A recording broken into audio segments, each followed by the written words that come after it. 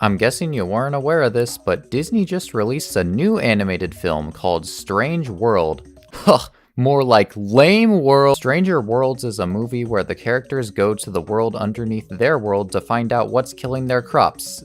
Yeah, that's some odd similarities. The movie lacks in pretty much every department, from the character development, the writing, the pacing, the world building, and of course the overall message, or lack thereof, and plot. Since I'm guessing no one has any immediate plans to see this, allow me to rip apart Strange World for your viewing pleasure. But before you do that, make sure you hit that subscribe button, because I need my numbers to go up, man, please. First off, I really don't think this movie gave any room for character development, and that partly has to do with how insanely fast the beginning of the film was paced, and partly because the dialogue was absolutely abysmal. Ethan is established to be a kind-hearted son to Searcher who doesn't know much about his grandpa's adventures, and not much else. But once the plot picks up, the movie expects you to understand that Ethan does not want to be a farmer, he wants to be an explorer. Every time Ethan did something out of the ordinary, like when he left the explorer crew to try and find his dad, the movie really wants you to believe that this is some significant moment, when really it just rings hollow since we didn't get sufficient development earlier. The dialogue in this movie comes off as overly generic and cringy, or just incomplete. Like, there were multiple parts in this movie where 1 second the characters would be talking about how to cross the acid lake, and then 2 seconds later they'd be in an argument about how Ethan should want to be a farmer, which, mind you, was something that wasn't effectively set up earlier. Like, I just feel like the characters were really incomplete. The dialogue felt like placeholder lines with little to no personality, and the side characters especially were insanely forgettable. Like, bro, the dog had more of a character arc than, like, literally any character in this movie. The movie didn't dedicate nearly enough time towards developing each character and giving them clear motivations. Like, the movie literally opens with young Searcher discovering the electricity fruit stuff he becomes famous for in the future and being like, yo dad, look at this cool plant. Son, we don't have time to deal with this nonsense, we need to keep moving. Bro, just look at the plant, it's literally glowing. Nope, I'm leaving for 25 years, bye. Like, Jaeger was given no motivation, no explanation, and the movie just expects you to think this is a perfectly normal, not at all awkward and over the top reaction for a character to have. The universe of this movie on one hand is very, very odd, and on the other hand, not nearly developed enough. None of the creatures, plants, or even the structure of the world was given any explanation as to why it is how it is. In fact, you could take out all the plants and creatures and the plot would basically be unchanged, because the world doesn't exist to complement the plot or message of the story, it only exists to look cool, to sparkle and glow so that the audience has a Fantasia-like world to look at in awe to distract themselves from the flaws of the movie. Oh, but look how amazing the animation looks and the— okay, I think you get the point. Oh wait, we do get some sort of a world explanation. At the end of the movie, we find out that the world is one giant turtle, and the people have been living on the turtle's back.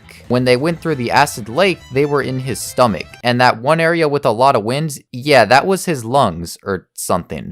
I wonder why they didn't feel the need to show the part where they go through the intestines and urethra. Kind of an odd choice to just stop at the stomach. This world explanation feels like it was written by a 2-year-old, and honestly, I would rather have had no explanation. And it's not like this explanation really matters, unless they're trying to do an analogy for Save the Turtles, because in the future, one day you might be living on one giant turtle. This is the kind of movie that toddlers right now will think is a fever dream when they grow up. At the end of the movie, Searcher has the insanely predictable and not at all impactful realization that by imposing his wishes of Ethan being a farmer onto Ethan, he has become the very thing he swore to destroy, which is his dad, since his dad tried to impose exploring onto him. Wow, that's something I totally could not have seen coming from the conversation they had earlier in the movie about this topic. Like, God, this movie wants this moment to be so impactful and shocking so badly. This is the moment the movie placed all its bets on, but because the dialogue and development is so bad, this impactful moment rings so hollow. Another thing that happens is that the grandpa pulls a Maui during the climax when they're trying to cure the turtle's heart to make the electric berries work, or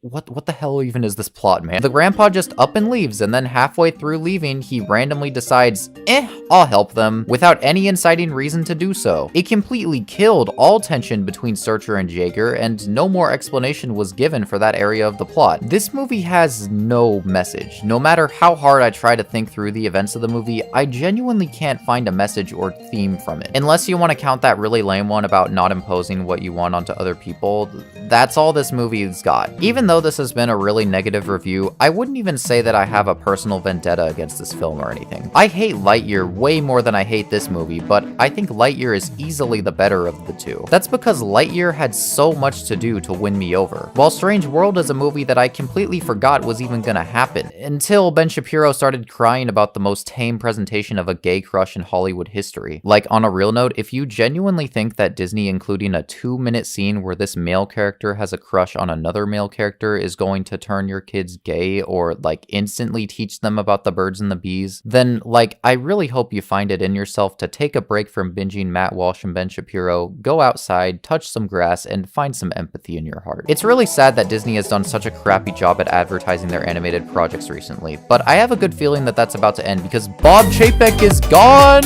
Our fans and our audiences put their kids to bed at night after watching Pinocchio, they're probably not going to tune into another animated movie. They want something for them. This right here is the face of someone who does not give a single crap about the company he is working for. Or doesn't work for anymore because he's gone. Let's go. Overall, this was a failed attempt at a movie that I will forget about within the next 24 hours. 3 out of 10. I hope y'all enjoyed this video. I've got a bunch of other Disney related content for you if you did. Make sure to hit that subscribe button and I'll see ya in Radiator Springs.